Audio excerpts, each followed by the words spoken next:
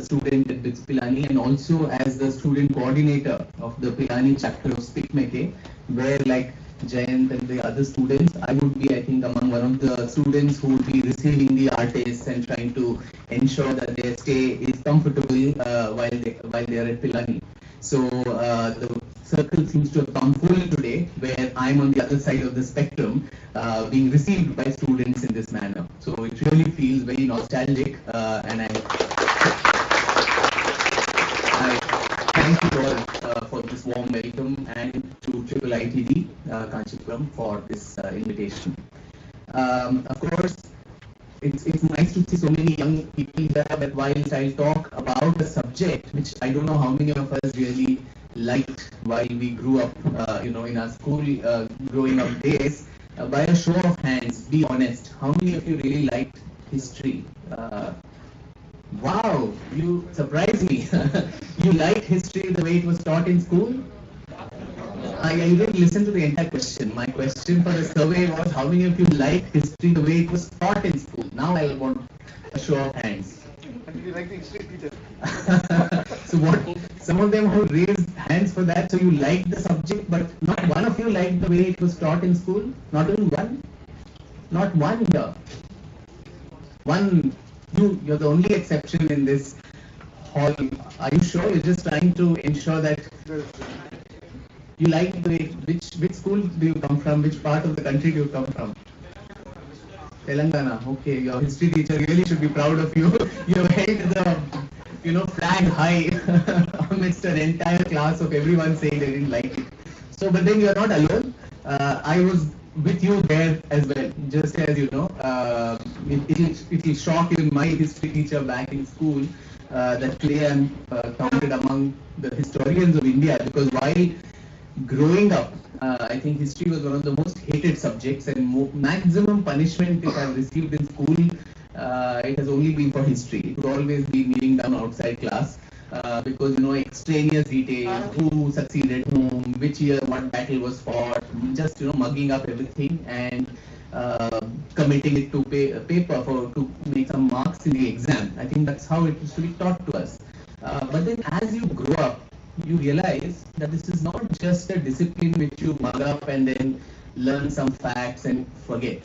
It is one of the most important disciplines, ideas, which also gives us all a sense of identity, where we can identify ourselves as a nation, as a people, as a civilization. And unless we know where we came from and what is the path we charted, building a future is going to be very difficult. Even while driving, they say keep an eye on the rear mirror, right? So, but if you keep looking at the rear mirror, obviously you're going to have an accident. But then one eye on the rear, one eye on the front, I think that is the way forward if you want the car to go at good speed. So similar is the journey even of a nation. And I'm very, very glad that we are talking today and in the course of the next 45 minutes or so. I hope I can hold your interest and I don't become my history teacher and you start hating the history lecture that is given to you. And I also want to take questions from all of you. I hope it can be an interactive session too. And it's very opportune that we are talking about an alternative story of India's struggle for freedom. Those pictures unfortunately have nothing to do with the subject of today's talk. They're all of the pre-18th, 17th, 16th century heroes and heroines, but nonetheless, we're talking about this on the eve of India's Republic Day, where India finally became a republic and we promulgated the constitution.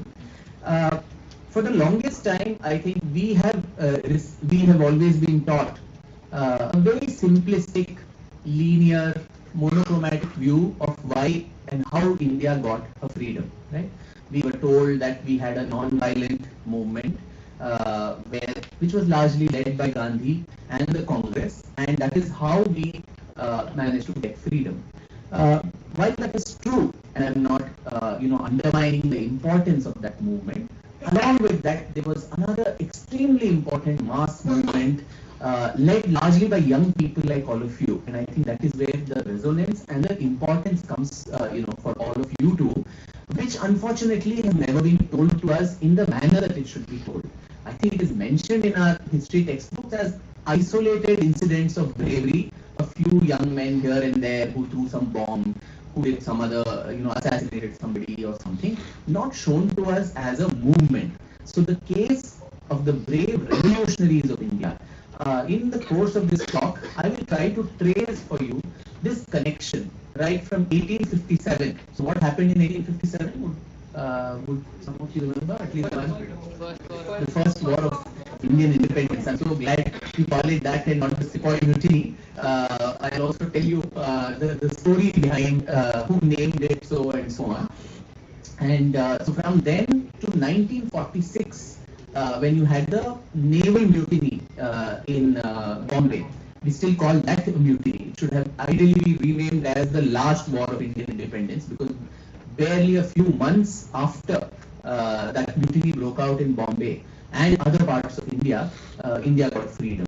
So after 75, 76 years of independence, it's really, really sad that we don't think of the main causes and reasons as to why we got our freedom, and also who are the main people behind this. So there was always an armed struggle, of course, to British colonialism, as you know. I mean, in different parts of India, there was armed resistance. In the state I come from, Karnataka, of course, you had someone like Tipu Sultan who fought the British. In Tamil Nadu, you had queens like Velu Nachiyar, who was probably the first queen who won against the East India Company and got back her principality of Shiva. You had the Marathas who led a very valiant, struggle against the British till 1818, when they lost their entire empire and it passed on to the British hands. There were tribal revolts in different parts of India, particularly, notable people being heroes like Birsa Munda, who even now in Jharkhand and Bihar and all those areas, he's called Bhagwan Birsa Munda. That is the kind of reverence he's held in. There were sannyasi rebellions, so a lot of sannyasis in different parts of India also led revolt. Sannyasis were not the ones we see who just renounced everything and didn't take part actively in the affairs of the politics of the time. So there were sannyasi rebellions. All this happened. So I'm not touching any of those. I'm talking more of a late 19th century onwards, which is a modern movement that began, which can be largely called as the Indian revolutionary struggle. And a fascinating account of several characters who come in and out of this saga. Somehow they were all connected. It's like an Alfred Hitchcock movie. Everyone has some connection with everyone else, and they operate not only in India, as you will be surprised to know, but also cross continents. During those several decades. The 1857 rebellion, as you know, was crushed by the British within a year, and then things fizzled out. The spark was reignited in Maharashtra first, by this very valiant man called Vasudev Balwant Phadke, who created a small, so from royal families which were leading struggles, now the baton was passed to common Indians like all of us. These were all common people who led this struggle. So Vasudev Balwant Phadke, rekindled. He's called the father of the Indian revolutionary movement because he was the one who restarted the fire once it was extinguished in 1857. And a few decades later, he was of course put down and hanged and sent away to Burma and then hanged there. But then a few decades later, in the 1890s, again Maharashtra became the origin of the revolutionary movement with these three young men known as the Chapekar brothers. Vasudev Hari Chapekar, Balakrishna Chapekar, and Damodar Chapekar. Now, at that time, all over India and particularly Maharashtra, you had the plague epidemic which was raging. In fact, the Epidemics Act that was imposed on all of us during the COVID pandemic was actually promulgated by the British at that time, around 1896, to contain plague. But unlike now in the pandemic where people wanted to give healthcare to all of us, there the British were not interested in the welfare of the subjects. They wanted to ensure that all the goods which were going, commerce, goods that were going in ships from India, they would be prevented from going because they thought it was also infected by the plague virus. And so quickly they wanted to get rid of this and get their commerce back on track. And so they adopted a lot of repressive measures to contain the plague. The soldiers would just enter the houses, desecrate, the homes, the puja rooms. Women would be molested. Lots of things like this would happen, and the patient would be taken away far away from the city into quarantine, and no healthcare. Most of them would die there. So there was a lot of discontent in Maharashtra about this, and even Bal Gangadhar Tilak had written in his newspaper Kesari that let us see who are these Sache Mai Ke Lal, who are the good children of a noble mother, who will actually take revenge for this. And the revenge came in the form of these three young men, the Chafekar brothers, who assassinated the plague commissioner of Pune called Rand. First time that a Indian person had managed to assassinate a British officer, and that too of that ranking. And of course, the Chafekars were immediately captured. They were, sent to the gallows. But that whole image, of young people, they were probably in their early 20s, who managed to do this brave act and also face the consequences for that, inspired a whole generation of youngsters, not only in Maharashtra but even outside. And two provinces that sprung up from there, one was Maharashtra and the other was Bengal. And in Maharashtra, you had this man, Vinayak Damodar Savarkar, who was probably 10 or 12 years old then, who was seeing all of this. And this whole idea that, this Chafekars, they went with a smile on their lips and with verses from the Bhagavad Gita as the noose, extinguished their lives. That something it did to him. And in the middle of the night, he's supposed to have sat in front of his family deity called the Ashtabhuja Bhavani and made a pratigya right there that from this moment I am going to keep fighting the enemy and will kill. I will not die myself, but I will kill the enemy at every stage. So a lot of these revolutionary movements of that time were inspired by the Shakta traditions of India, the Devi worship, whether it was Durga in Bengal, whether it was Chandi in Punjab, whether it was Bhavani, where Chhatrapati Shivaji was also given the sword to fight Afzal Khan and all the Bijapur Sultans, as is said by the goddess Bhavani herself. So a lot of people were inspired by this, the Devi cult, and you have even Bankim Chandra Chatterjee at that time calling it as Mataram, Vande Mataram, Bharat Mata, and that became like a slogan for everyone, Vande Mataram, salutations to the mother. So for the first time, Bharat Mata pictures, the way you're conceiving this country itself as a divine feminine, all of this was coming, and Savarkar was perhaps inspired by all of this too, and he took this oath. And he started India's first ever organized secret society.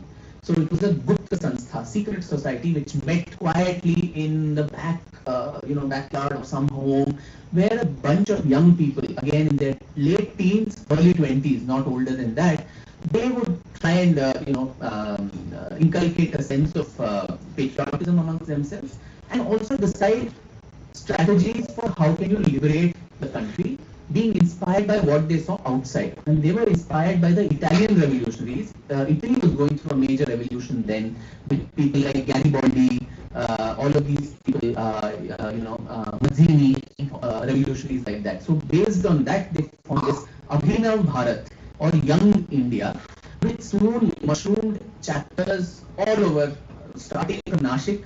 It then went to different parts of Maharashtra, and around the same time in Bengal, in 1902, you had a group called the Anushilan Samiti. And this Anushilan Samiti was started by Aurobindo Ghosh. Aurobindo Ghosh and his brother Barindranath Ghosh. They came from a very wealthy Zamindar family, and Aurobindo was, his father was such that he was an Anglophile. He didn't want his son to have any connection with India at all, so he sent him far away to London to study.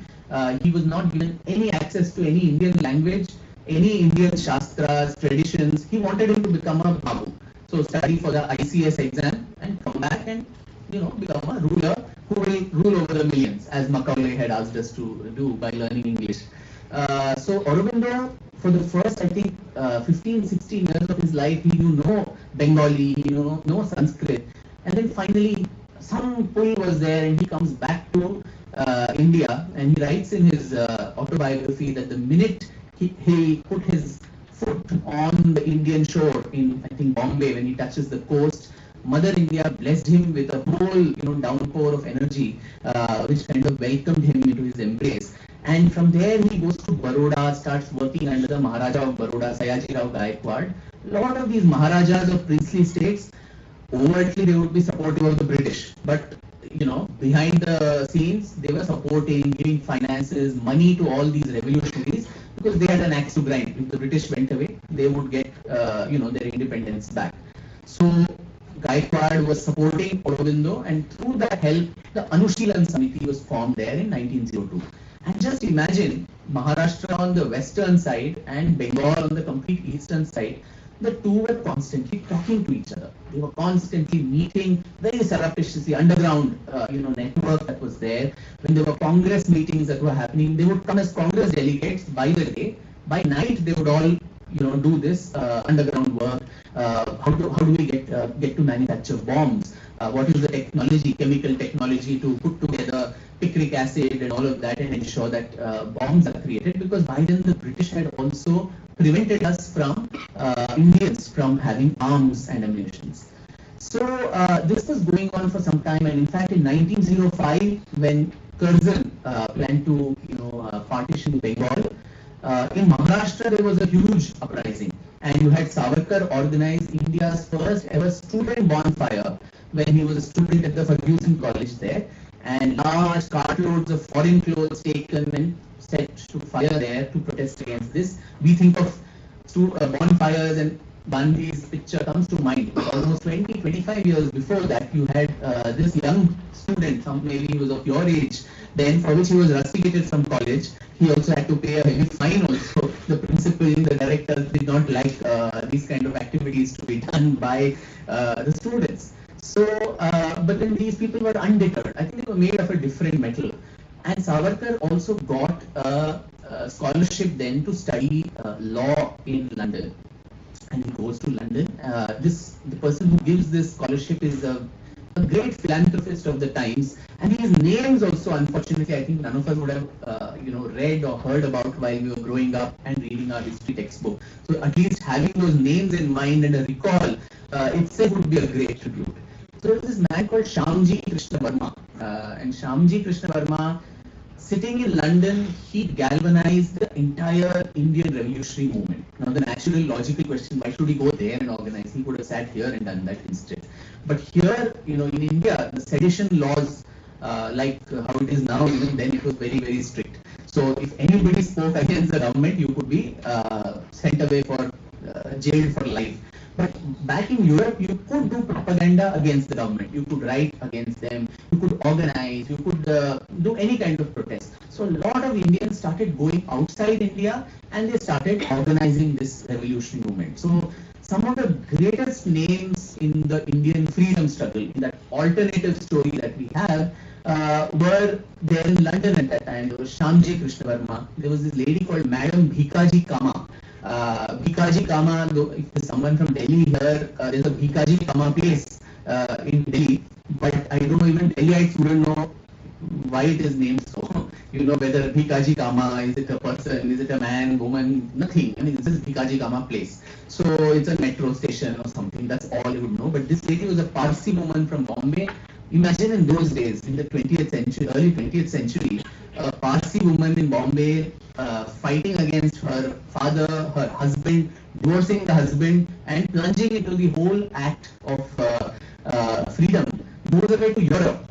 Initially, she is inspired by what was called the moderate faction of the Congress then. Dadabhai Nauroji, all these people who were there, who were not asking for freedom at that time. The Congress, if you see, it was not asking for freedom, some concessions, give us some little position in the judiciary, give us some extra pension, these type of things. They were almost like collaborators with the British government itself. But she was disappointed with that, and she moved to the other side, which is called extremists. Now, this terminology itself, why should demanding freedom be called extreme? It is something very legitimate. Why should they be called as extremists? If you flip the narrative and change the definition, they were probably the nationalists, and the others were the loyalists, the moderates who collaborated with the British. So Bhikaji Kama was there. There was this from Tamil Nadu. There was this person called VVS Iyer, who again was quite a character. And there was MPT Acharya from Mysore areas, Madan Lal Dhingra from Punjab, Lala Hardayal. So all these young people gathered there in Shamji's hostel that he was running for these students. That was called the India House in London. It's still there. It's now being taken over by, and it's a private property. People are staying there. So a lot of Indians go there and they take selfies and all that there. So people inside are so fed up, the inmates, and they see from outside. So God, again another batch of Indians have come, because in London, if you know, any heritage building has a blue plaque which is put outside saying this is a heritage monument. So outside this India House, there is a plaque saying Indian philosopher and patriot Veena Savarkar lived here between the 1905 and 1910. So this place became like a hotbed of sedition for the British. So what all did they do? First is Savarkar, he was a very erudite man. Staying in London, he used British archives, British documents to rewrite the history of the 1857 Sepoy Mutiny, what was called till then as Sepoy Mutiny. The British did not want to give it too much importance. It was just a one-off incident. Some sepoys who were very disillusioned that there was beef, lard and pork lard. That's why that cannons, which they had to bite and then throw. That is why they went in mutiny, and it was ruthlessly suppressed. That was the story they wanted to build. But Savarkar wanted to prove that this was not so simple. It was a deep-rooted desire among the Indian people. Something as flippant as beef lard or pork lard was not enough to instigate an entire nation to go up in arms. So there were two principles, he said, which was important, which was Swadharma and Swarajya. For your faith and also your country, Hindus and Muslims both came together in the struggle to liberate India, and he called this, as you all rightly now know, as the first war of Indian independence. And this book that he wrote, it almost became like a Bhagavad Gita for revolutionaries decades later. Bhagat Singh got the edition of it published, and almost 2-3 decades later, Netaji Subhash Chandra Bose and Rash Bihari Bose, who formed the Indian National Army, or the Azad Hind Fauj, about which I'll talk later, they got copies of it translated into languages ranging from Tamil to Japanese and everything. So to learn how to organize a revolution, this book became very important. And what was that principal strategy that Savarkar postulated, which everybody from now on, from this point on, you will see every revolutionary trying to emulate that. Can we infiltrate the British Indian Army and create an insurrection or a rebellion there? That was the idea. Now the British Indian Army was not made up of Europeans. It was largely composed of Indians, right? Even when the Jallianwala Bagh firing happened, General Dyer must have given the order, but the actual people who fired on the innocent men, women and children were unfortunately people of our own compatriots, Indian soldiers. So the idea of the revolutionaries was, if somehow you had a large corpus of Indian soldiers in the army, even if 1%, 2%, 10% of this people revolted against the British, the empire would collapse. That was the whole idea. That was the strategy they were working towards. That you can't force. In Hindi there is this saying of "Laaton ke bhoot baaton se nahi mante." So you talk very sweetly to ghosts who only depend on beatings. They're not going to listen to it. So you have to talk to them in the language they understand. And so the revolutionaries believed that this was the strategy to infiltrate the army, create a revolt, exactly what 1857 had done, and so use that as a template to replicate again and again. And we see that's what happened over the next several decades. So this was done, and Savarkar also, as I said, there was no pistols and arms and ammunition. So these things would be smuggled all the way back to India. And very fascinatingly, in false bottom boxes, there would be double barrel boxes, and on top there would be something as innocuous, there would be some Christmas present, something like that. And on the bottom part, there would be all these ammunitions. There would also be this manuscript of all these seditious literature brought back to India. And there was also bomb manuals that had to be made because we didn't know how to make bombs. So it was known that there was a bomb manual that was there somewhere in France, and so Savarkar gets his associate called Senapati Bapat, Pandurang Mahadev Bapat. There is a Senapati Bapat road again in Pune, which Punekars perhaps also don't know, just like the Bhikaji Kama place in Delhi, as to whom it is named under. So he was a part of this Abhinav Bharat, and Hemchandra Das Kanungo from Bengal, the Anushilan Samiti. So these two people were sent to go and find out about this bomb manual, and they were all science and technology students too. So chemistry, all the time there would be a makeshift lab in that India house. We were wearing an apron. People would go and try to mix different chemicals and see what would burst and how they could contain that in some way. And they go there, they find this bomb manual with a Russian tailor of all the people. So Hemchandra is a great photographer. He takes photographs of all this. There are about 70 pages. Then they realize, oh my God, this is all written in Russian. So Kala Akshar, Bhains Barabar, you don't know what is written in that thing. So then, the Pandurang, the Senapati Bapat is supposed to have had a German girlfriend. So the revolutionaries were not all boring characters. They also, had other things in life also, like they should be of young people of that age. Like all of you, I hope and I'm sure. So this German girlfriend who was, her name was Anna Claus.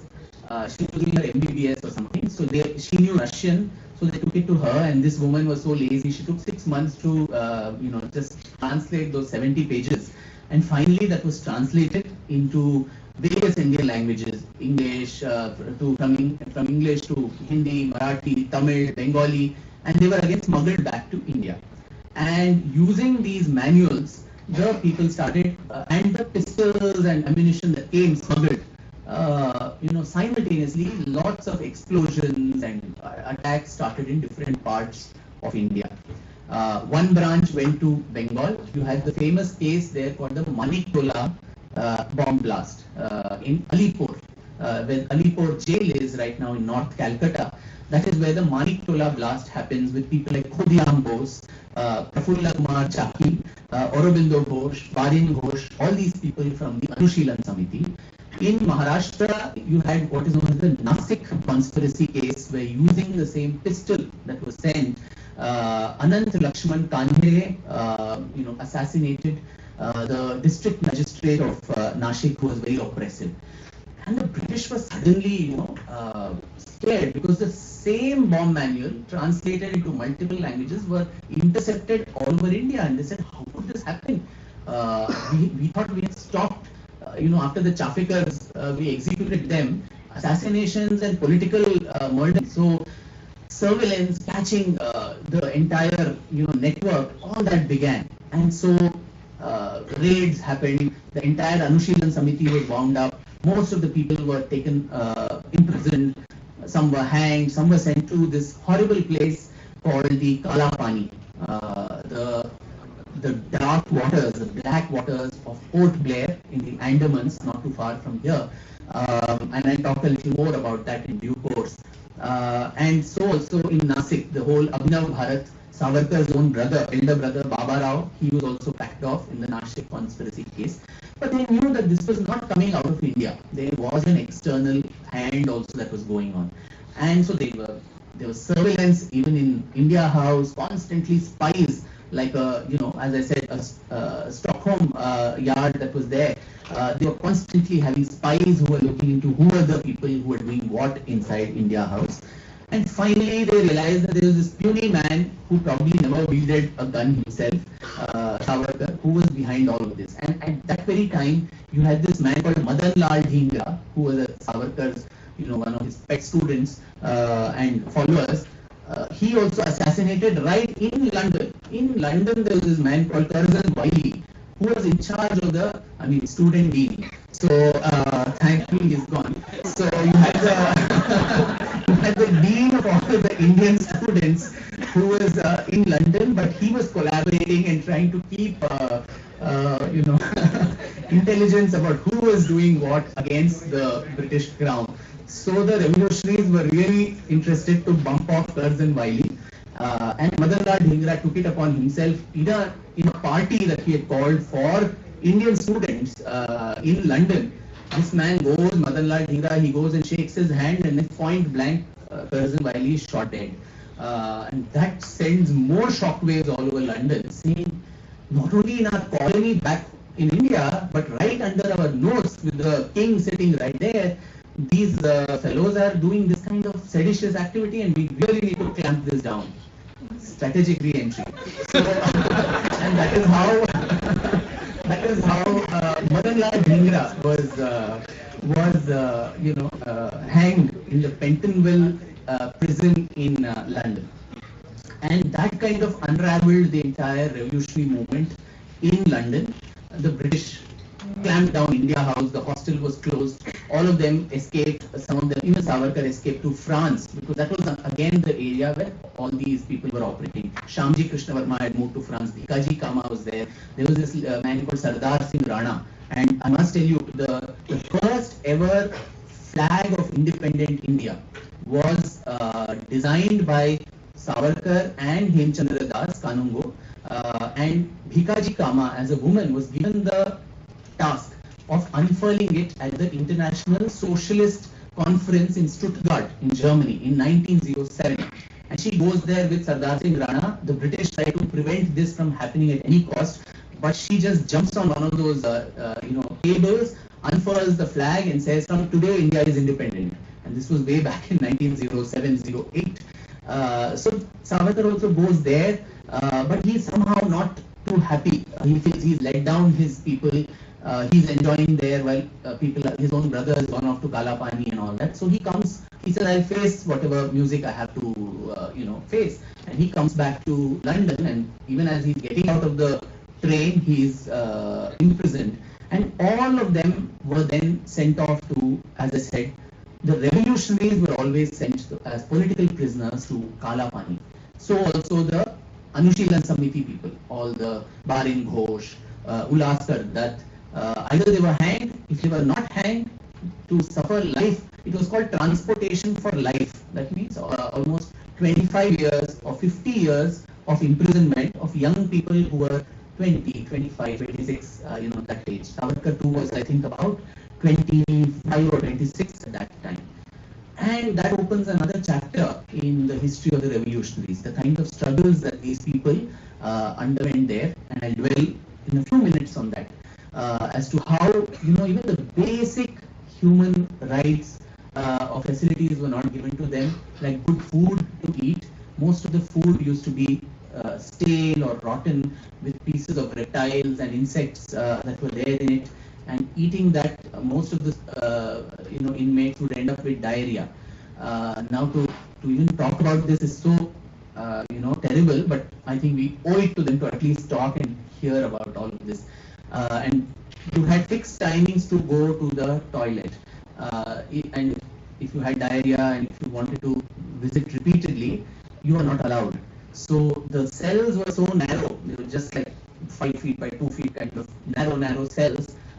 They were put in standing handcuffs for months, and most of these prisoners, revolutionaries who were there, they had to defecate and urinate in their own cells. So standing, sitting, eating, sleeping amidst your own squalor, what sort of a soul-sapping experience would that have been for all of them? And then in the blazing heat of Port Blair, they will be given this punishment of Konuka Bell, that oil grinding mill, where traditionally in villages you would see oil grinding being done by a bullock, which is yoked to that press, and it goes round and round and extracts oil. So instead of the bullock, you would have the revolutionary who would be yoked there. No water given, they were falling, they were fainting, but nothing, no medicine, no water, nothing of that. And every day they had to extract 30 pounds of oil. And it would be measured at the end of the day. And if it was even 1 ounce less, you would be whiplashed, you would not be given food, and all kinds of tortures like that. So most of these young men there, either they would go senile electric shocks. You think of the torture and it was given to all these people. Most of them either ended up, losing their sanity. There was an entire asylum that the British started in Port Blair because so many people were losing their minds. And also, some of them committed suicide, like this young man called Indobhushan Roy, this Ulaskar Dutt who went Senai. So many people like this who lost a lot of what they had.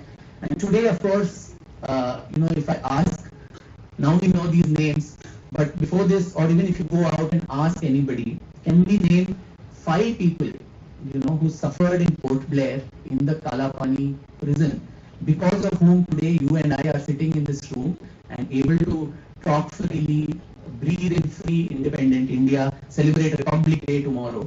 We would not be able to take these 5 names, and that is the sad part, where a nation that does not have gratitude and a new generation which will not have gratitude for the sacrifices and contributions of the previous generation, there is no future. So I think to that extent, the story also becomes very important, where we at least know that so much has gone behind the attainment of this freedom, hard-earned freedom.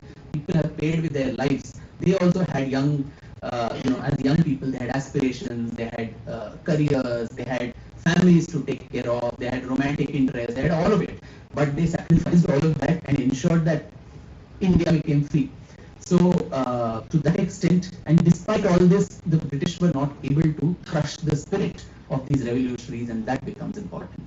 So the first wave, so to say, of the revolutionary movement ended with the end of the first decade of the 20th century, where Anushilan Samiti was wound up, Abhinav Bharat was wound up, everybody sent away to the Kalapani, and the India House in London was, dismantled. So there was, for some time, there was a lot of, people were disillusioned, there was no inspiration. But again, they gathered the pieces. So every time the sine wave went down, they would somehow push themselves up and make it go up again to inspire themselves. And the next wave happens, and that again is a very fascinating, tale. And this is in the time, the second decade of the 20th century, 1910 to 1920, where Lala Hardayal, I mentioned him, who was with Savarkar and others in the India House, he somehow escapes and goes away to North America. And in California, then from there to San Francisco, and then in Berkeley, he organizes all the Indian students who are there, largely several of them who were Sikhs. He groups them together and says, we need to fight for this. And so they start also a newspaper called the Gadar. Gadar in Urdu, Hindi means rebellion. So it was called Gadar, and they formed a group called the Hindustan Gadar Party. So even now in San Francisco, there is a building called the Hindustan Gadar building, and Berkeley has a lot of documents about what all happened during this time. And just imagine at a time when there were no WhatsApp groups to communicate across continents, these young men were actually managing to communicate, strategize, and organize themselves. So sitting in San Francisco, they were also communicating with fellow Indian students in Canada, the British Columbia, Canada coast, to Germany, and also the Far East, Singapore, Hong Kong, Bangkok, all these places. And what was the idea? Again, create a simultaneous rebellion in the British regiments all over the world. While they were organizing themselves, you had the First World War, which broke out. And these people were like, wow, this is like God-sent opportunity. The British are already going to be occupied in combat, in the war. And at that time, when they are at your weakest, you target your enemy when the enemy is at his weakest link.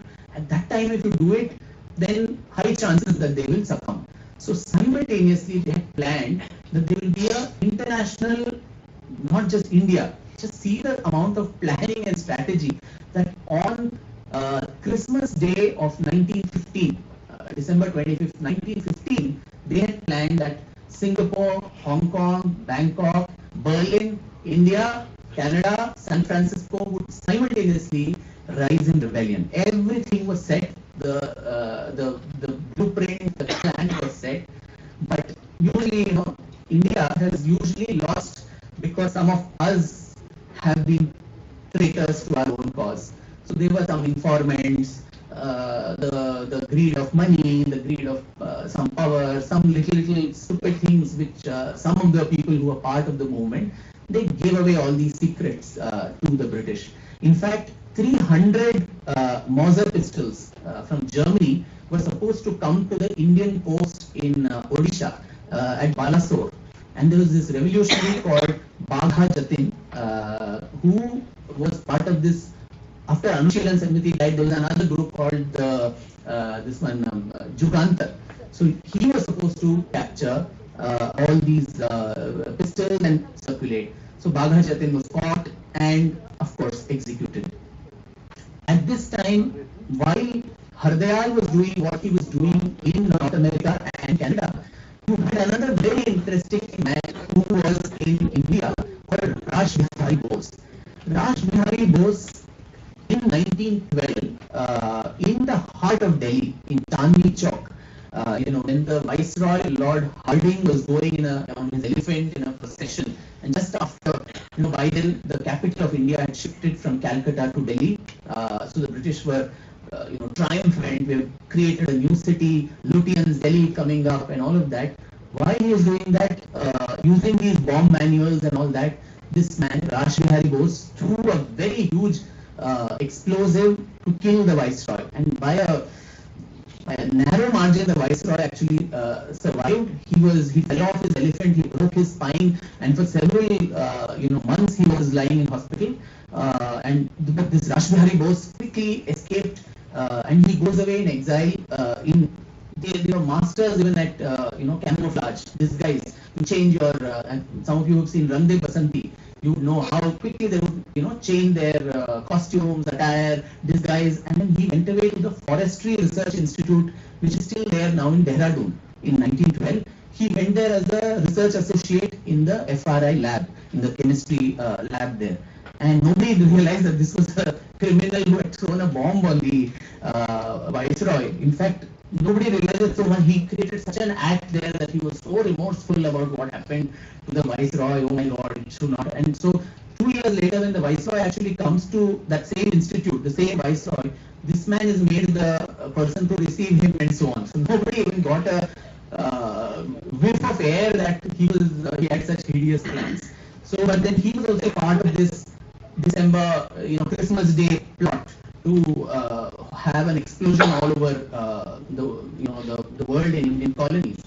And at that time, with the British help, the German help, the Germany and Britain were fighting each other, right, during the First World War. So a lot of these revolutionaries aligned with the Kaiser of Germany, and the plan was to attack British India both by land as well as by sea. And right here, the coast of Madras, now Chennai, Kakinada, all these places, they were German ships that came and started bombarding, the British coastline. And this is during the First World War. Around that time, the British were totally alarmed that this was happening. So their idea was to invade British India and liberate it from British control. But that also failed. So the second wave, so to say, the Ghadar movement, 1915, it fizzled out. All those people also were sent away to Kalapani. Lots of Sikhs, and some of these Sikhs who were also radicalized in such, revolutionary, this one were taken on to the other side by the British. And that is also, they started preaching them to go against their own country and so on. And you see the birth of the Khalistan movement. And so now we know why. Canada, those coasts are the places where the Khalistan movement, even to this day, has so much of relevance. The roots go back to the Ghadar movement that I just spoke about. So the second wave again was ruthlessly extinguished. But again, people did not give up. And by then you had the horrific incident of Jallianwala Bagh, where people, and the whole idea that these Ghadarites and all these revolutionaries were coming back to India was what made the British undertake that carnage in Jallianwala Bagh. And one of the people who was just 19 then, and all of you would know his name at least because you had a movie in his name, Udham Singh, Sardar Udham Singh, who was 19 when he was in Amritsar. He, of course, 20 years later, he decides to take revenge By then General Dyer, I think, is dead, and so the General Wodeyars, who was the governor of Punjab, who ordered this carnage, he goes there again in Britain in 1940. I think he shoots him down in Caxton Hall in London to take revenge. Of course, Udham Singh also is executed. So the third wave then begins with Rash Bihari Bose. By then, once the Gadar movement fizzles out, this man again, as I said, master of disguise. He disguises himself as Rabindranath Tagore's cousin, and using Tagore's influence and help, he takes a ship and escapes from India and goes away to Japan, and makes Japan as the base to start working against the British, regime. And one of his very trusted lieutenants was this young man called Sachindranath Sanyal. Sachindranath Sanyal also was put to Kalapani prison, but once he came out of there, he started forming all the fragments that had got dispersed all over India. He started putting them together, and he formed what is known as the HRA, the Hindustan Republican Army. And he recruited lots of young people. Among them were Ram Prasad Bismil, Ashfaqullah Khan, Rajendra Lahiri, and some very, very young, they were probably in their late teens then, Bhagat Singh, Sukhdev Thapar, Shivram Rajguru, and people like this, Chandrasekhar Azad. All these people form part of this HRA, and they try to repeat the same thing. Can we create an insurrection? Can we get arms and ammunition? And through the contacts that the Gadarites had maintained with Germany, can we get explosives, arms, everything? But they needed money for that, because the British by then had taken over all the things that, all their chapas that had happened. So that's why in 1925, if you remember, even in that Rande Basanti film, you had this incident called the Kakori case, where a train, government train carrying, treasury, gold coins and all that, that was looted, all the money was taken, and that was done by Sachindranath Sanyal and Ram Prasad Bismil and others. Sachin Sanyal escaped that part initially, but all Bismil, Ashfaqullah, all these people were taken away, they were hanged. And Sanyal was sent back to the Kalapani. He was one of the few people who were sent 2 times to Kalapani to suffer that same torture all over again. So again, the third wave, so to say, of the movement, which started gathering steam, this time in northern India, in Varanasi, Prayagraj, all these places, that was suppressed. But those young Turks, they had still remained, Bhagat Singh and Sukhdev and Rajguru. And they resurrected this whole movement, and HRA then it became HSRA, Hindustan Socialist Republican Association, being quite inspired by socialism that had started in Russia, Soviet Russia at that time. And they resurrected this whole movement. And around that time you had the Simon Commission, which had come to India. So among the extremists who were there, extremists of the Congress were the Lal Bal Pal, Lala Lajpat Rai, Bal Gangadhar Tilak, and Bipin Chandra Pal. So out of the Lala Lajpat Rai in Punjab, Bipin Chandra Pal in Bengal, and Tilak, of course, in Maharashtra. So Lala Lajpat Rai was leading this entire protest against the Simon Commission, saying you cannot form an Indian constitution without having Indian representatives on it. And in that public, this one, he was beaten up in a lathi charge, and he lost his life, Lala Lajpat Rai. And to take revenge against that, Bhagat Singh and Batukeshwar Dutt, they managed to go to the Central Legislative Assembly, which is today India's parliament, old parliament, and they threw a bomb into that assembly, and not to hurt or kill anybody, but they threw pamphlets also saying "Let the deaf hear."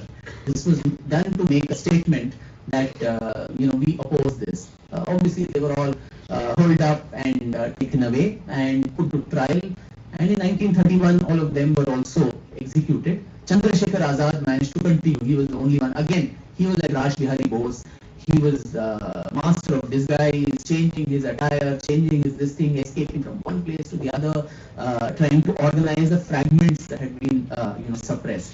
And finally, he also, again, informant, tells the British where his hiding location is, and the British try to zero in on him in Alfred Park in Allahabad, what is now Prayagraj, And he says, you cannot capture me, you can take my body, but my soul will remain free. And so while the British forces were trying to encircle him, he shoots himself at Alfred Park, and that is how Chandrasekhar Azad loses his life again in 1931.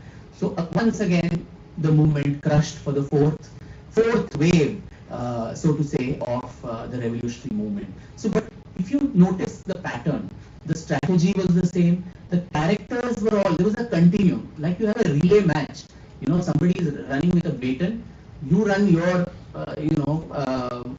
your part of the marathon, you're tired, you're caught, then you pass on the baton to the next generation. Then they run for another mile or two, and then they pass it on to the next generation. That was the consecutive kind of struggle that was happening. And all through the 1930s, by and large, the revolutionary movement had fizzled off because, so many suppressions, 4 times to be suppressed.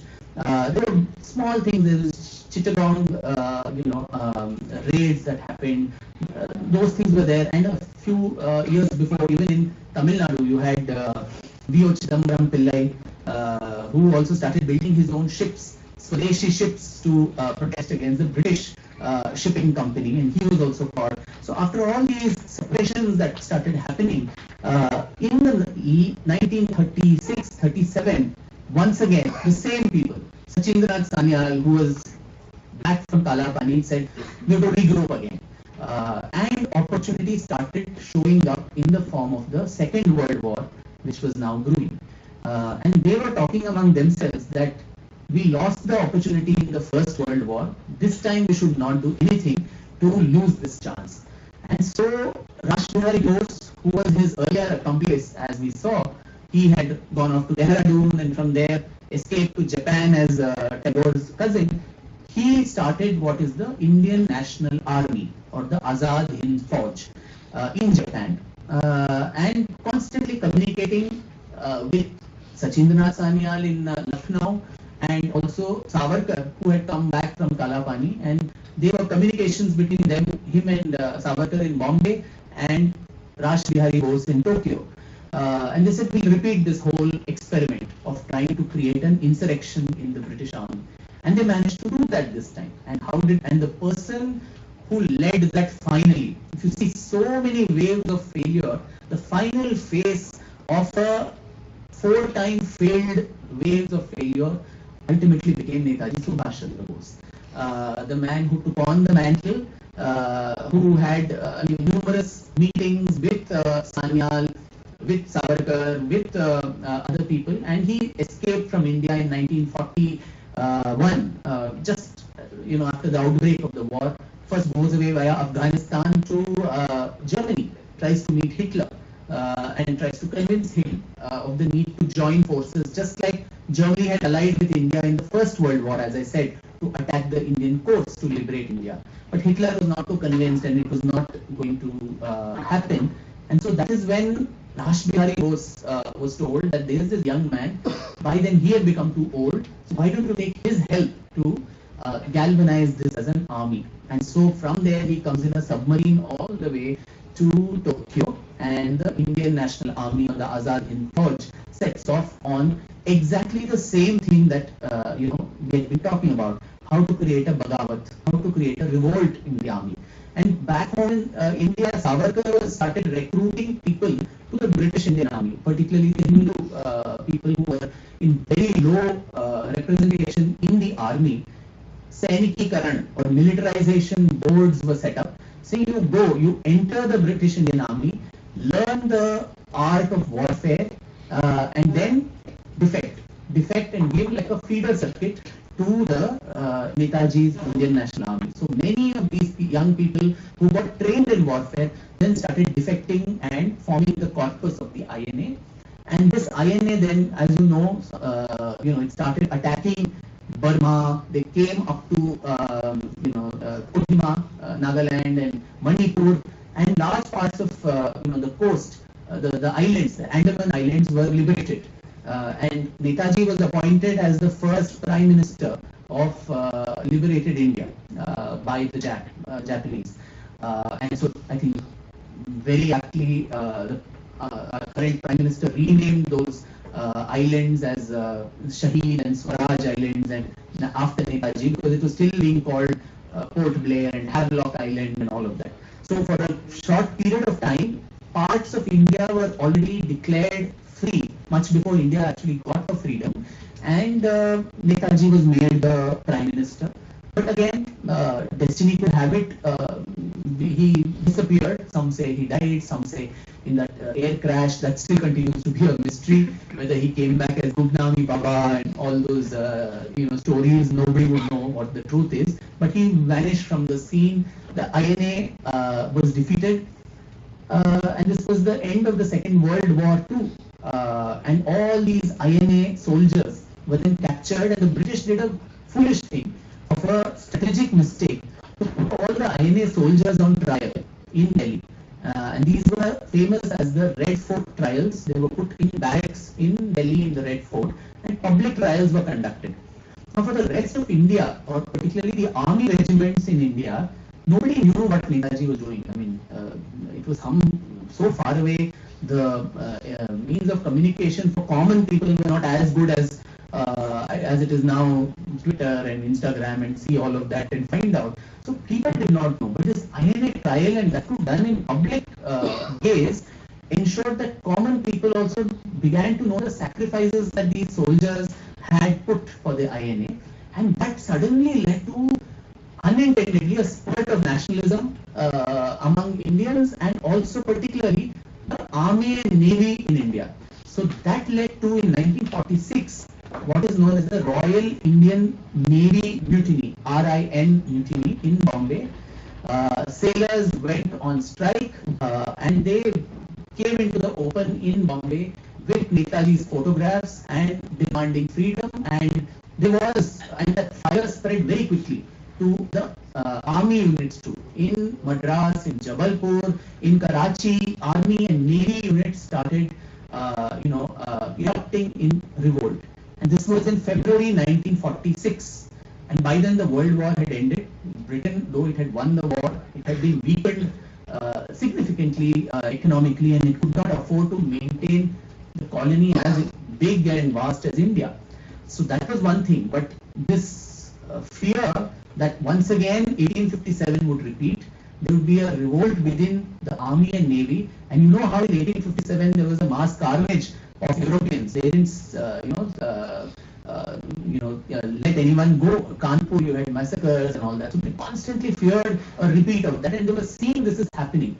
So very quickly, within a month or a few weeks after the mutiny broke out in Bombay and other parts, the cabinet mission plan was sent to India in March of 1946 for transfer of power. And Lord Mountbatten, the last viceroy, he was given the express order that from that wreckage, you salvage whatever possible and just come back quickly. Let us cut our losses and come. So though we were supposed to get our freedom only by 48, the British were in a hurry to leave. And the manner in which they left, with so much unfinished agenda, and the abruptness and urgency with which they left, is what led to the very badly, strategically bad planned partition too, with so many people losing their lives and homes. And see the provinces that bore the maximum punishment. It was Punjab and Bengal, which were two important, hotbeds, so to say, of revolution. They were both vivisected right in the middle, and the maximum number of people who died there were, people who were probably participants in this earlier. So, in fact, even Dr. Ambedkar, much later, it's on YouTube, there is a very famous speech of his that he gives to BBC, where he says, when Lord Clement Attlee, who is the Prime Minister of Britain, when Britain signed the accession of transfer of power, he comes back to India, I think in 1952 or 53, after we get freedom, and he's in the house of a very famous Chief Justice of Calcutta, who is also the Governor, Pani Bhushan Chakraborty. And Chakraborty, I think all of Indians were like very astonished, as even Ambedkar says in that video. We were all very surprised, why did these people leave so soon? They held on for so many centuries. What propelled them to go? And so Chakraborty also asked the former Prime Minister, who had granted us the freedom, saying, why did you leave? And Chakraborty writes in his memoirs that Clement actually told him that it was the heroics of Netaji Subhash Chandra Bose and the INA that really made them so fearful that it will repeat again, and that is why he wanted to leave. Now Chakraborty, being a good Bengali, also tried to needle him a little bit, saying, what did you think of the Quit India movement and the movement of Gandhi on your final decision to leave this country? And with a smirk on his face, actually supposed to have said, "Me nahi mal." So this is not something I'm saying, but this is something that Clement actually is supposed to mention. But of course, that was only in jest. But of course, it's not an idea to disparage the non-violent movement, because for the first time, I think through Gandhi's mass movement, all of India and Indians started thinking of nationalism. That desire for freedom came in everybody. But then that was not the only reason why we got freedom. Hindi movies can give all kinds of propaganda songs. De di hame azadi, bina khadg, bina dhal, Sabarmati ke sant tune kar diya kamal. Right? So without any bhal, without any fighting, without any weapons, we got freedom. Now this long story that I narrated to you in the last 40-45 minutes, from 1857 to 1946, that was certainly a bloody tale. It was not without bhal or without any astra shastra. It was a sashastra kranti. It was as important a movement which helped India get her freedom as was the non-violent movement. So the idea should not be to say this is better than the other, this is less, or to disparage anything, but to give equal importance to these multiple streams. And that's why I thought the title of today's talk should be the alternative story of India's struggle for freedom. In this, nowhere have I spoken about us making salt, in the Dandi, this one on the coast of Gujarat. I have not spoken about the non-cooperation movement. I have not spoken of the civil disobedience movement or the Quit India movement, because we've all read enough of it. We've seen Attenborough's film. We all know frame to frame what happened in every decade. But this other story, the subaltern story of the alternative story of what Indian freedom actually was, that was thanks to the revolutionaries. And as I said earlier, most of them suffered the worst of tortures, in sometimes most often paying with their lives, or those who survived struggling and suffering there in Port Blair in Kalapani. So today, on the eve of Republic Day, I think the least we can do as a grateful nation and a hall full of young people who were all probably exactly of your age. So the very fact that at this age they had the conviction and courage to sacrifice everything for their motherland, all we can do rightfully on this very wonderful occasion is to pay that tribute to them, and at least, as I said, start knowing their names, least of all. If not know all the details about who did what, where were they born, not become that history teacher who's trying to say, tell me which year Chandrasekhar Azad was killed and so on. So we don't need to know that. But at least let's know their names, let's know their contribution, and also have that gratitude that thanks to them, we are living, breathing in free India today. So thank you so much for this opportunity. Very appreciated.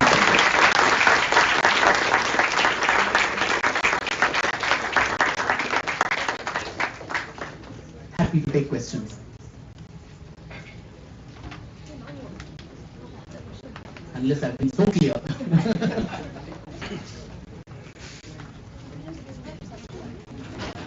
Yes. Yes.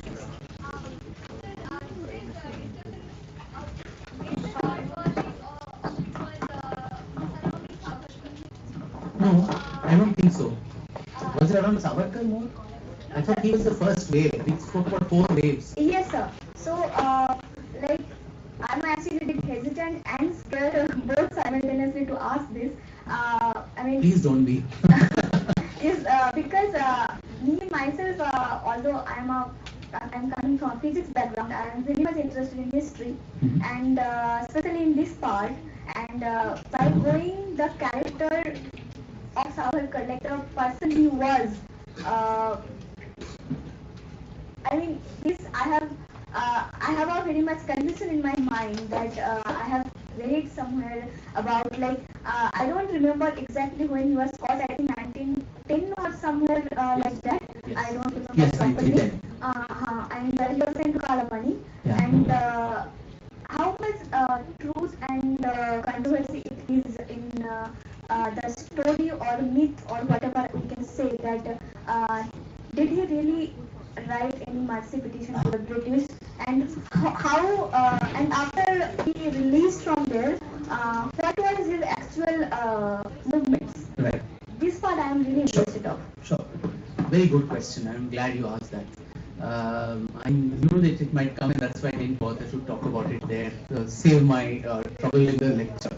So, you see, when most of these, there were about 100 odd political prisoners, as I said, all young men who were in their late teens, early 20s in Kalapani. And at routine occasions, when the capital was being shifted from Calcutta to Delhi in 1911, when Emperor George came to India to have the Delhi Darbar, or when the World War was beginning, or when the World War ended, as a measure of goodwill, the British gave opportunities to these prisoners. Even now it happens, when there is some momentous occasion, a lot of convicts are released as a matter of goodwill, right? So to do that, there is a proposal that comes saying the jailer will come and tell the entire jail that we are releasing you all. You need to write a petition to us to say we want to go, we want to be released.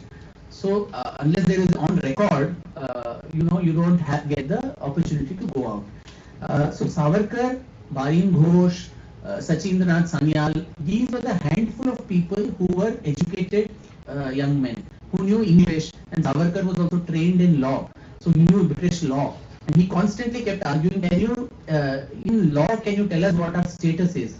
Are we a common convict? Because there the worst of prisoners were kept in Kalapani, who had done things like murder and rape and all these type of heinous crimes, along with the freedom fighters.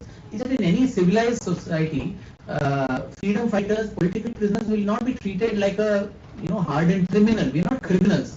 We fought for a cause. So we should be given that differential treatment. 6 months if we are good behavior, then we get some remission. They could write a letter to their family once in 1.5 years. In the meanwhile, many of these people, their family members died. They would not even know who died back home or not. They could meet someone from their family once in 2 years. So in his petitions, in my books actually, I have put all his petitions as it is. He wrote about 7 petitions, and to call it mercy petition is wrong. It's a petition where you are telling the British that what is my right? I have every right to ask you as a political prisoner. I know the law. The British law does not allow you to treat us this way. Can you clarify my position? And I'm not asking only for myself, I'm asking for all these other young people who don't know about this law, who don't know how to talk about this to you. In fact, in a 1917 petition, he writes I'm just paraphrasing it, that in case my name, comes as an obstacle to the release of all the other prisoners, then you delete my name and release the others, and that will give me as much happiness as my own release will do. So very evidently he was acting as a spokesperson for all the other people.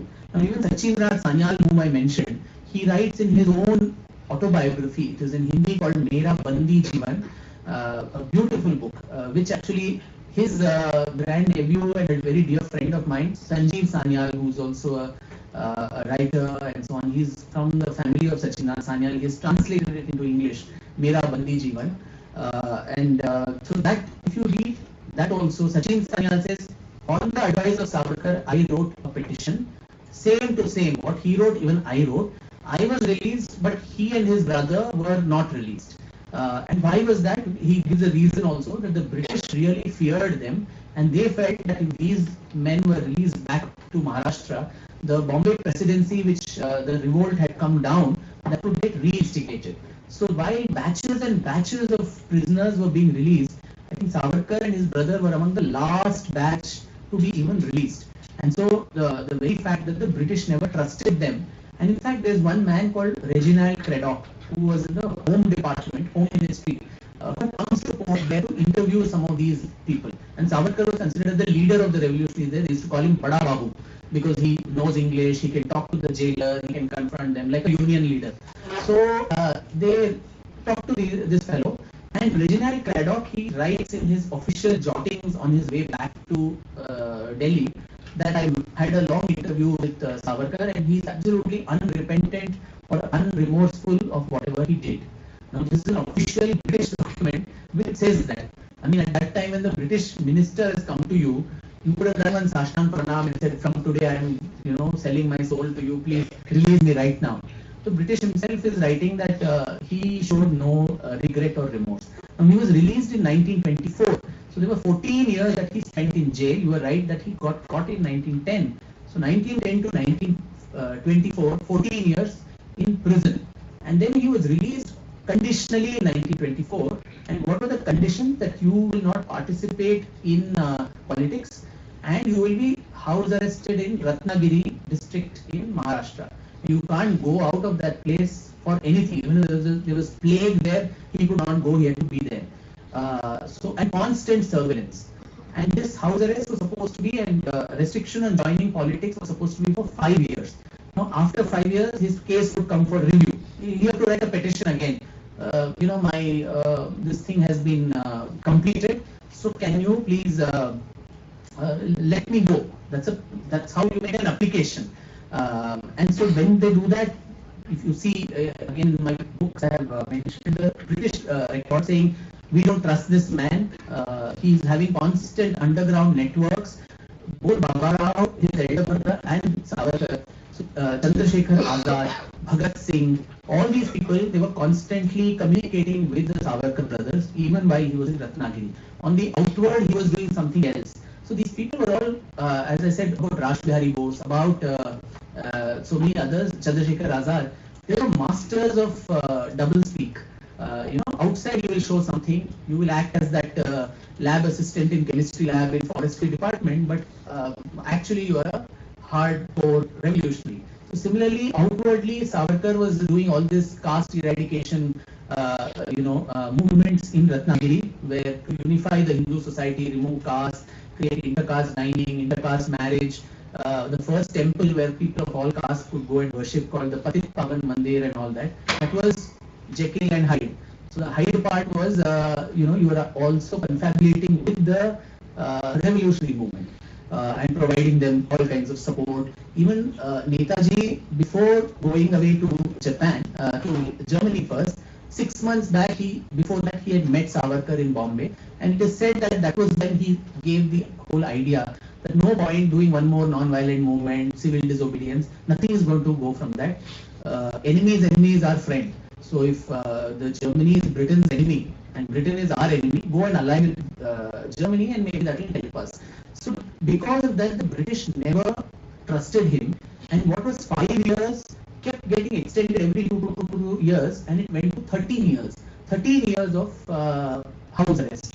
So 14 years of jail and 13 years of house arrest. So 27 years of a young man's life totally stuffed off. And also all his degrees were taken away from him. The bachelor's degree that he did from Ferguson was taken away. The law degree, he was not allowed to practice, so no sources of income. And he had a family by then, wife, 2-3 children and all that, and his elder brother, his wife, all of that. So no way to ensure that family livelihood also. They came from a zamindar family, and the entire family's property had been confiscated. And while the brothers were in Kalapani, the women of the family, they literally had to beg to earn a living. And Madam Bhikaji Kama, who was in Paris, through stealth, she would smuggle and send some money for the family's upkeep now and then, so that they don't die in poverty. So that was the condition in which they were there. So what he did after that, as I said, it could not be done in an overt manner because of the constant surveillance that was there. But as logical, all science students, logical students, if he had already sold out to the British by then, the British would have co-opted him. They would have made him, he was a very intelligent man, he knew English, he knew law, so they would have made him a minister or something when ministries started forming in 1937. But till the independence, if you see surveillance reports, intelligence reports, they said this guy is terribly dubious, he says something, he does something else, so we should never trust him. So that's how a lot of these people, even whether it is Sachindranath Sanyal, again and again they send him, he comes back. He also signed the petition saying, yeah, I will not do anything and all that. But then he comes and quietly, by the back, organizes something else. So that is how these people operate. Hope that answers the question. Yes, sir. Students, please raise your hands for questions. There's one person here. Okay, this is good. I'm so glad the girls are asking more questions. Hello sir, we are glad to have you here. Thank I you. was not expecting, I thought maybe in the last moment the talk will get cancelled or it will become online. Why? I wasn't expecting an eminent historian like you to come to our college. Oh my God.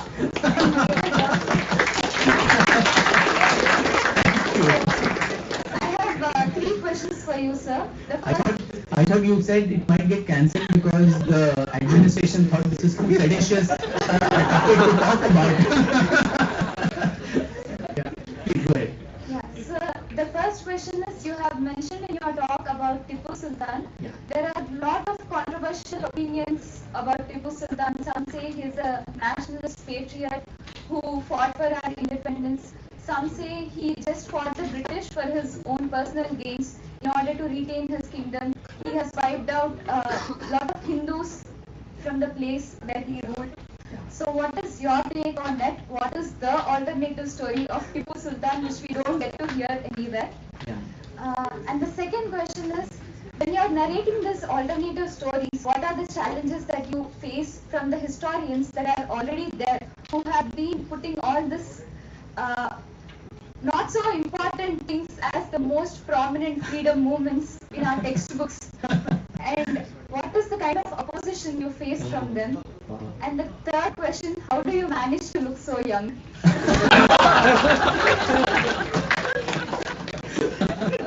What's a good name? Ashni sir, which translates to happiness. Wow. You really made all of us happy. The third question, I really wish I knew an answer. I just blame it on my genes and some good lifestyle, habits.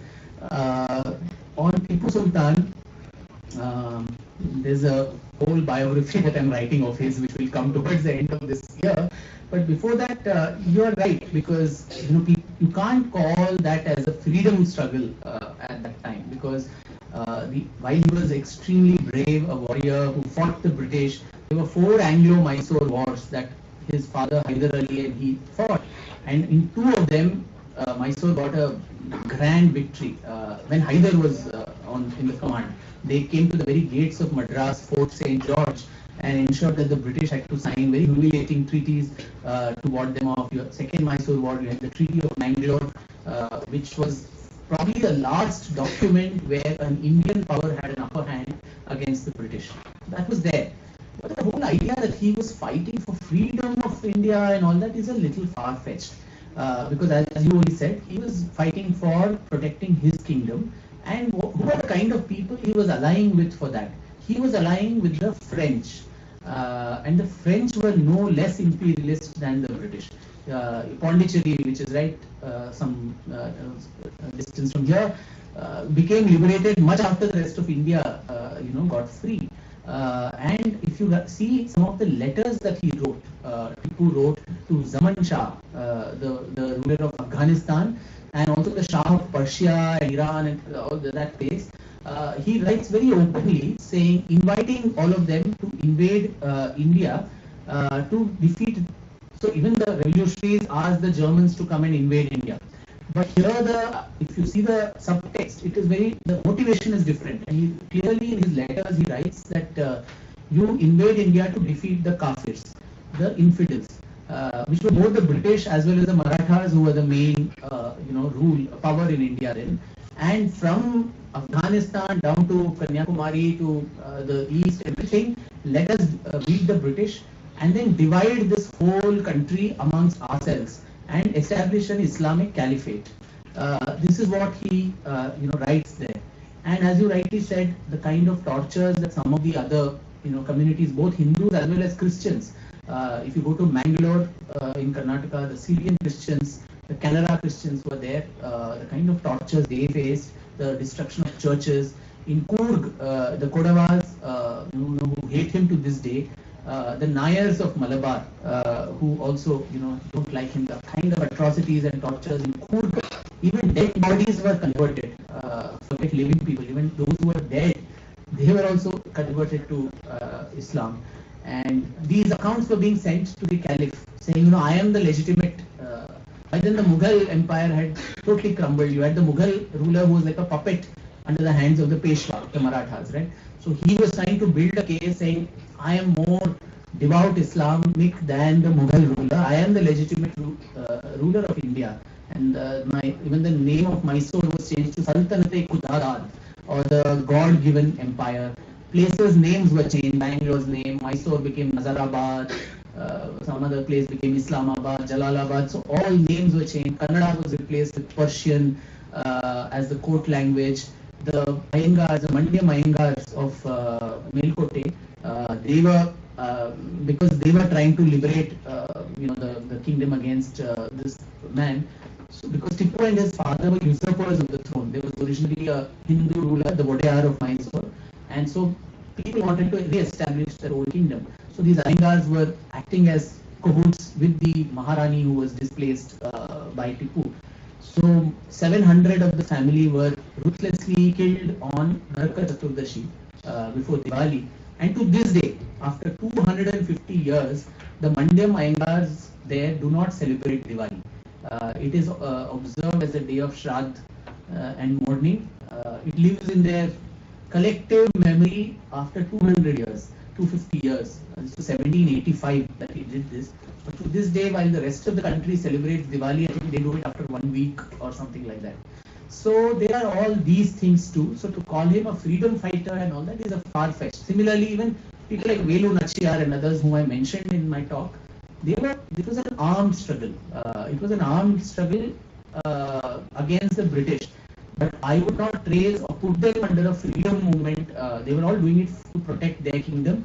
To some extent, even the 1857 rebellion, the first war, though we call it, was led by royal families. They had all been displaced with the doctrine of lapse that Lord Dalhousie had started. So whether it was Lakshmi Bai, whether it was Sahitya Akademi, whether it was Nana Sahib Peshwa, even Bahadur Shah Zafar, Begum Hazrat Mahal in Lucknow, all these people, they had been displaced, and so to regain their kingdom, they did this, rebellion. But that gave a blueprint for a future generation, saying they didn't just have their them going and attacking, but their armies. You have Mangal Pandey and all these people who the mutinies that happened there. That gave a blueprint of what I said. Can we create an insurrection in the army to get this one? So I would put the revolutionary movement not in this 18th century rulers and kings and queens, but probably more with Vasudev Balwant Phadke and thereafter the Chafekar brothers, which was a modern movement. They were all well read. They were reading simultaneously what was happening in other parts of the world. The Irish revolutionaries, the Italian revolutionaries, I mentioned Mazzini, Garibaldi, and getting inspired by that and trying to implement that in India. So that is a more modern, revolutionary movement which should be considered as the freedom movement. The second question, I think I forgot in this long answer of mine. What was that? I also forgot is the long answer of Wow. Sorry, your opposition to the about the left historians, the left and right. Right. Oh my God. That will need another session in Excel. Yes, it's a lot of, it's very difficult and there's an entrenched group of people who have written India's history, and a lot of them came from the same collaborator class, who were the British at that time. Unfortunately, after freedom, a lot of them came into positions of power because they were in the administrative service and so on. One example I should give here, the person who, betrayed Chandrasekhar Azad. I mentioned this example of him shooting himself because an informant told where he was going to be there. There was this man called Yashpal, who was a Hindi writer. And he was the one whom the revolutionaries also knew that for money he was passing on the secrets of the group to the British. And they kind of hated him. And the British, he was their spy. So to make them, to actually keep him safe from the revolutionaries, they put him in jail so that he doesn't get killed. And believe you me, this was one person who in jail, the British made him married. And he has children and are also in jail, so that, he's taken good care of. And the British were very good at, to the other question that was asked, that, if you were sold out, then the British would take very good care of you. So there's a CID letter which was accessed, and Sanjeev also talks about this, and there's an actual letter which he has reproduced. There was a man called Narendra Gaur who was a CID in charge, and he had found this letter. While the British were leaving India, they transfer of power. So among people that were there, he said, there is this man called Yashpal who has been a very useful spy for us all these years. Please take good care of him when we leave. While the British are leaving, they are telling the new dispensation that take care of this gentleman. And this man writes books and books and books. He gets Sahitya Akademi awards, he gets Padma Shri, Padma this, that, so many things. His books become university syllabus, and he writes the history of revolutionary movement. And then he says people like Savarkar, this, that, were all traitors. They were, but his own story. From that letter itself, it is so clear that he was, one of the people who were sold out at that time. So this was just one isolated example. There are numerous such people, and this whole, Nehruvian consensus that happened after independence was to create that class where uncomfortable truths will not be spoken about. History, or itihasa as we call it in Sanskrit, is it thus happened, right? That is how it translates. A historian should have the courage to say the truth as it is, without preconceived ideas, without trying to camouflage what is good, what is bad. We will not talk about invasions, we will not talk about demolitions of temples, we will not talk about atrocities, because some trouble is going to happen today. So let us whitewash, let us make it little, palatable to today's people. All these strategies, I think, were employed in the decades after freedom. And now you have a new bunch of historians who are coming, who are challenging that status quo. Someone who has held fort for 70 years, if you have people from the outside coming and throwing missiles at you, obviously there will be a backlash. So, and I've been facing that, I think, for a long time now. Lots of protests, lots of, mudslinging, allegations. I've taken so many people to court, I've done, defamation suits, all that happens. There have been threats. There have been all kinds of things. And I must tell you, my first book was published, I think, when I was 25 or 26, and that was on Mysore. But there was one lecture like this I was giving on the interregnum period of Hyder and Tipu, and I was a young person like all of you. I didn't know that this field has, so many sharks. So I was talking about this and reading out from the letters of Tipu Sultan himself, saying, go to Calicut, demolish this temple. I have converted 40,000 Nayars in Malabar to Islam and all that. I was just reading those out, and suddenly from the audience, protests erupted. People started shouting slogans. There were paper rockets which were put, and the organizers, Jayan's counterpart at that time, had to quickly take me away because it was getting very violent. And my poor father was sitting in the first row, and while I was taken away, somebody came there and told him that, your son, you have an only son, so if you want him to live long, you better ask him to mind his language and what he talks. And obviously that created a furor at home. My mother literally made me take a oath that day that in future you are not going to talk about Tipu Sultan in public. I said, okay, and I actually kept. My mother is no longer there, and so I broke the promise, and now I'm writing an entire book on Tipu Sultan with the hope that from wherever she is, she will protect. So the short to that long answer was to correct the distortions of history is not an easy task. It actually means a civilizational renaissance, resurgence, which we're seeing today in all aspects of Indian life. Finally, we as a nation, we are able to have that spine to stand erect and have some sense of self-confidence, self-esteem that we are also good. We were constantly told we are a nation of losers, we are no-gooders, we have been losing battles, we had hardly any achievements. All that we did was fight among ourselves, caste oppression. That was the only narrative that was told to us. the good parts of our past were underemphasized. Not that it was not told, it was underemphasized. Today, when a lot of people are trying to change that, there will be backlash. But I think a historian also needs to be a bit of a warrior, a brave heart of Bharat, as one of my books is, to grow a little bit of a thick skin, to not take this so seriously. Social media, fights, allegations, this, that. So it requires courage. As an artist myself, artists are sensitive people. Before it will hurt a lot. Saying somebody who doesn't even know me, why does this person hate me so much? I mean, you are getting paychecks from here, there. I mean, show me the money, honey. Where is it coming from?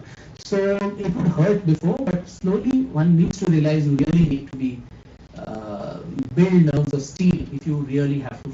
It's a civilizational battle, and if you're standing up to fight that to be counted, then courage is also a prerequisite, I think.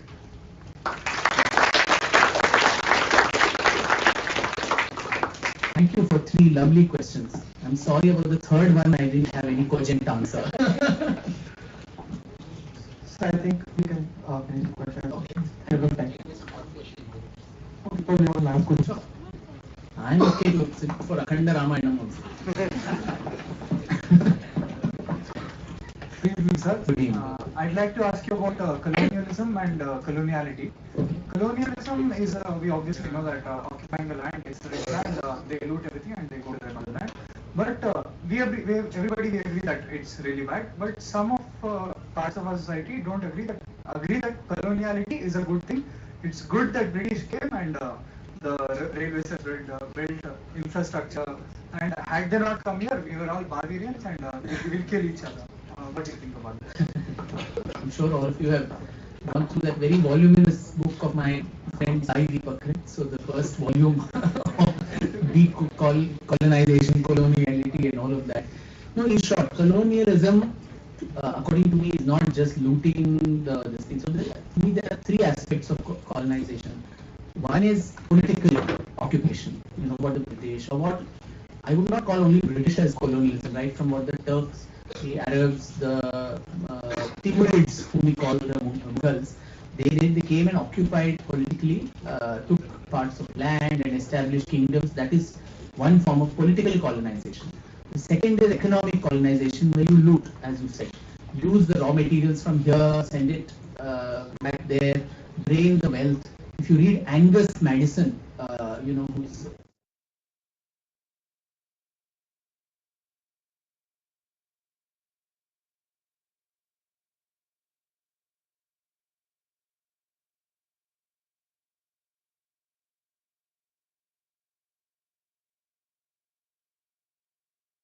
$22%, the per capita GDP of people was coming down. How much money each person had. The wealth was perhaps still largely concentrated in the country, and so it added to GDP. But per capita GDP was constantly coming down. But it came down to about 3-4% with the British. So from there to rebuild is what we're doing now. So economic colonization is one part. The third and the more difficult part of colonization is mental and intellectual colonization, which is the first 2, you can still, it is relatively easier to get rid of. We launched this struggle, they were revolutionaries, they were non-violent movement, all that. You threw them out of the country, you got freedom. Economy, we were doing so badly for so many decades after freedom. Today, fastest growing economy of the world, we probably from 5th largest to 3rd largest, all that will happen, 5 trillion, whatever the government's aims are, $5 trillion economy, all that will happen, bound to happen. But the third part, the intellectual colonization, which is very, very, very difficult to shed. And the coloniality part, where people say that what you said, even educated Indians, a lot of us think India was never a nation. We were literally civilized by the British. That goes by that infamous speech of what is this fellow, Macaulay, who when he gave his minutes, he said, right, the entire objective of English education, and these are his words, the entire objective of English education is to create a vast group of interpreters between us and the millions whom we govern, who are Indian in their blood and skin color and everything, but they are English in their taste, opinions, morals and intellect. Taste, opinions, morals and intellect. So today, in all of these factors, the kind of, it's a travesty, they're giving this talk in English, you're talking in English, none of us will probably be able to, speak as fluently in an Indian language. The separation from our roots. Now, what the Islamic invasions did was brute force. Go break the temple, do this, that. That still, we were resilient. I'm writing now the Kashi Vishwanath temple, which was the case for which I was there yesterday on the television thing. The ASI report came out and all that. So Ayodhya we saw reclaimed. So these are brutal things which they did, which you can still get back. The British were more clever. They allowed all these things to go on, but they thought capture the mind. They understood that the best way to rule and govern is to capture the mind, and that becomes so difficult to shed off. And to this day we think of these things as good. The railways were set up not for Indian benefit, it was to ensure that the hinterland is connected to the mainland for transfer of raw materials. It was an unintended consequence that it started helping us also in some way, but that was not their benign influence or their objective in the first place at any stretch of imagination. So these things are important, and what we spoke about, the fact that we are not even a nation, that a lot of us, maybe even young Indians, think we were not a nation. Now, nation and a nation state, these two need to be very clearly understood are different. Now, nation states are defined by borders, which you draw on the map, by laws, common codified laws and all of that. And that keeps changing all the time, nation states. Now, 80 years back, the Indian subcontinent was different. Radcliffe came and drew on Radcliffe line, and you had Pakistan, East Pakistan, West Pakistan, and the map changed. 20 years ago, Andhra was one large state. Someone drew a line and it became Telangana and Andhra. So these borders can change, laws can change. That doesn't make a nation. It makes a nation state. What makes a nation is a common sense of emotional, connection, a common civilizational bond. And in that, I think in the millennia of Indian history that we have, there is a delightful convergence, quite astonishingly, of this idea of what that nation is. I mean, Vishnu Puran may have said, Uttaram yat samudrasya himadraschaiva dakshinam varshatad bharatam nama bharati yatra santati. The entire sacred geography, north of the oceans and south of the Himalayas, that geography, varshatad, the country is called Bharata, and its children, Santati, are called Bharatiyas. What more enunciation is needed clearly that it was a nation that they were talking about? And people who are doing, even if you see the pujas and everything that are done, in the Sankalpa that is done right at the beginning, Jambu Dvipe, Bharatavarshe, Bharatakhande, you are subscribing the sacred geography and actually saying this is the land that I belong to. So that commonality cannot come with or without laws and so on. When our ancestors went on pilgrimages, they would go to Badrinath and Char Dham and Kashi and all these places. From South India, go all the way. Nobody would stop them saying you're a foreigner, don't come to our this thing. Right? People could undertake this. When Adi Shankaracharya went all the way from this small village in Kerala, he could have been there, and if the records are to be believed, he probably lived only for 32 years or whatever. He could have established whatever he did there. But the man went across the nation, and why did he choose the 4 cardinal points? South, Sringeri, the east, and I'm telling that in Kanchipuram, it may create some trouble. But east there is, Puri, Dwarka, Badrinath, and create this, the 4 mathas, and then the Sharada Peeth, the Sarvagnya Peeth in Kashmir. Kashmir was the epicenter of all intellectual learning for this civilization. The goddess there was Sharda, the script there was Sharda Lipi. So the very fact that he circumscribed it this way, the very fact that all our pilgrimages, you have 52 Shakti Peethas, the 12 Jyotirlingas, the 7 Puris, the 4 Dhams, they're all scattered everywhere. for that, some nice story, Shiva was taking Sati there, and then Vishnu's this thing came, and all the Sudarshan Chakra, the body parts went everywhere, and it created Shaktipithas and all that. That story apart, it was again circumscribing and telling to us that this is your sacred geography. This is that nation to which you belong to, and you are the Santati as Bharatiyas.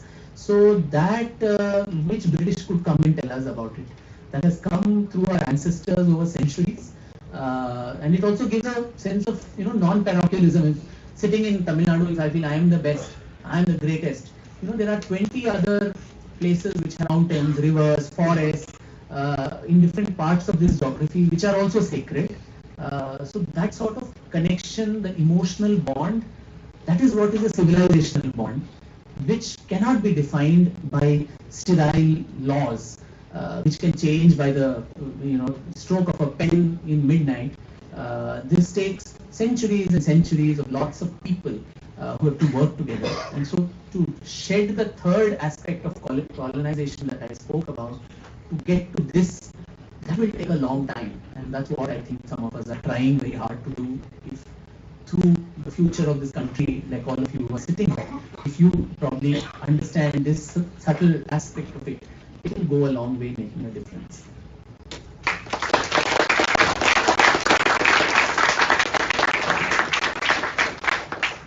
Sorry. Yes.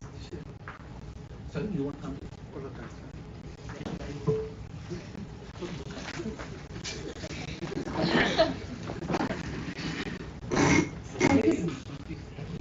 Thank you so much for an incredible talk, sir. As you said, many of us never resonated with history with the mundane way in which it was taught in school. However, today you have opened up all of our eyes, and I'm pretty sure many of us have been inspired to go and learn more about the unsung heroes of our country. So, thank you so much, sir, for that. This was the most perfect way we could celebrate the eve of our Republic Day. Sir, in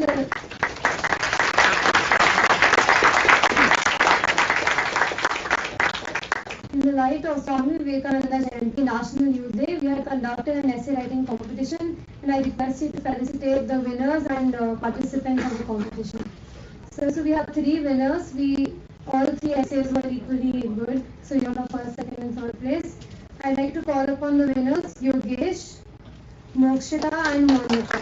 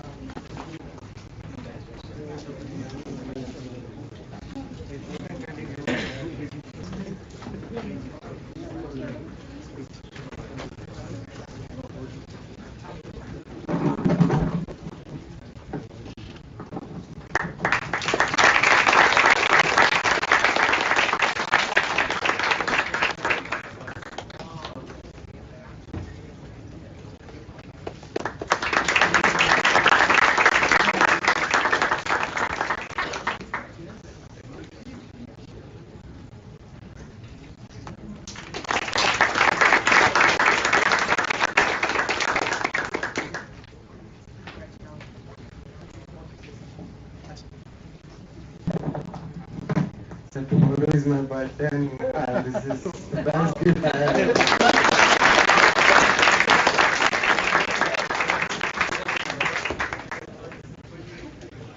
I'd like to also call upon the participants, Shri Rajkumath, Anvita Prasad, Shraddha Shukla, Bharat Kumar, A. Hinavindu, Harini Palyapatti, Yashvita, Hamsini, and Satvik Reddy.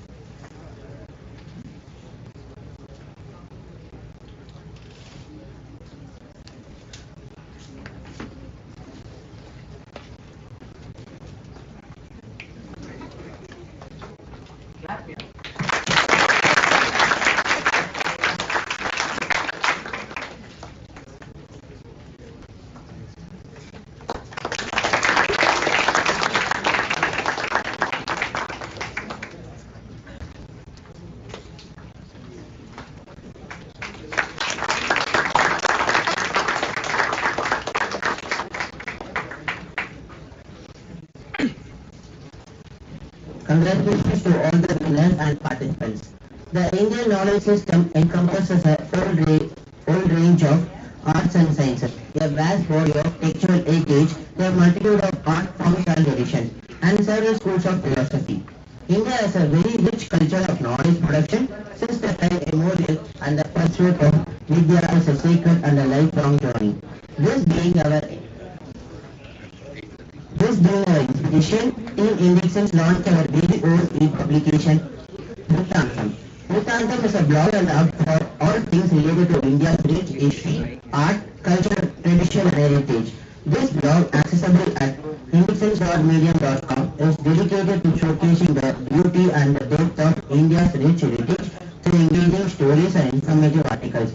Being a major success and with the incredible participation of the entire team and student fraternity, we have published over 50 articles on launch blog.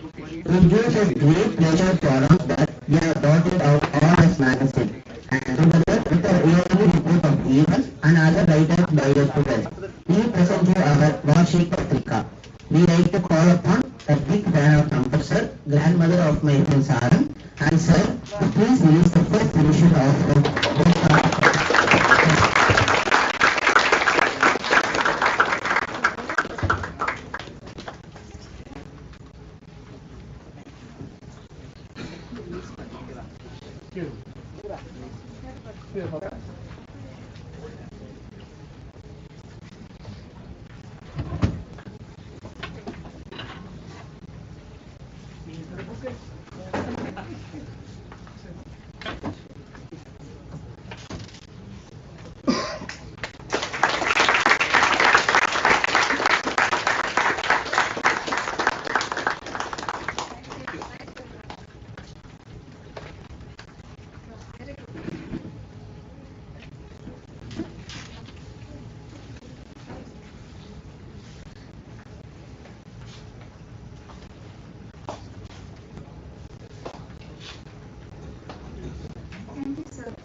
I request Dean Student Affairs, Dr. Sivaselvan Sir, AR Admin Ravi Kumar Sir, and Registrar Chidambaram Sir to felicitate Dr. Vikram Sampath.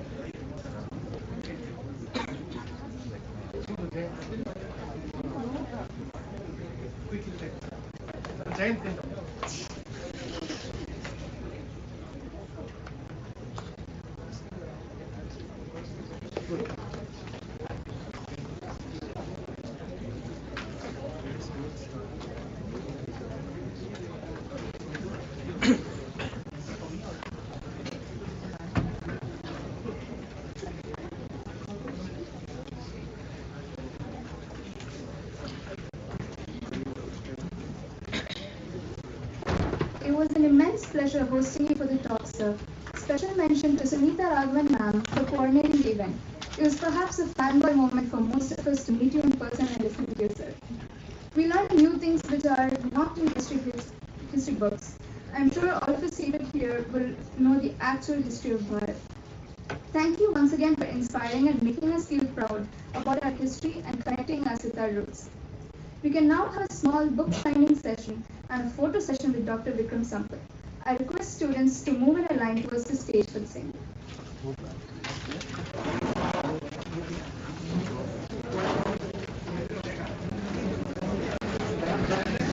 Those who have the books can come and get it signed with us. The event is formally over. Thank you very much.